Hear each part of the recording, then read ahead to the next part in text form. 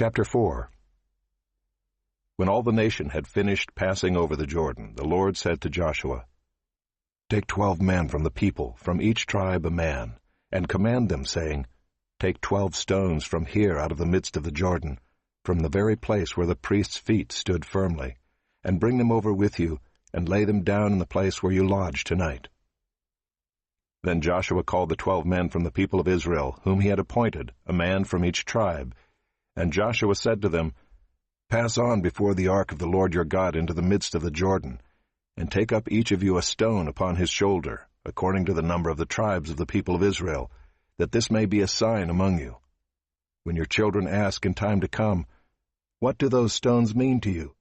then you shall tell them that the waters of the Jordan were cut off before the ark of the covenant of the Lord.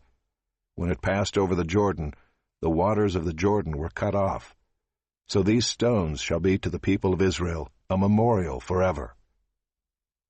And the people of Israel did just as Joshua commanded, and took up 12 stones out of the midst of the Jordan, according to the number of the tribes of the people of Israel, just as the Lord told Joshua. And they carried them over with them to the place where they lodged, and laid them down there. And Joshua set up 12 stones in the midst of the Jordan, in the place where the feet of the priests bearing the ark of the covenant had stood, and there they are to this day. For the priests bearing the ark stood in the midst of the Jordan until everything was finished that the Lord commanded Joshua to tell the people, according to all that Moses had commanded Joshua. The people passed over in haste, and when all the people had finished passing over, the ark of the Lord and the priests passed over before the people. The sons of Reuben and the sons of Gad and the half-tribe of Manasseh passed over armed before the people of Israel, as Moses had told them. About 40,000 ready for war passed over before the Lord for battle to the plains of Jericho. On that day the Lord exalted Joshua in the sight of all Israel, and they stood in awe of him, just as they had stood in awe of Moses all the days of his life. And the Lord said to Joshua, "Command the priests bearing the ark of the testimony to come up out of the Jordan." So Joshua commanded the priests, "Come up out of the Jordan."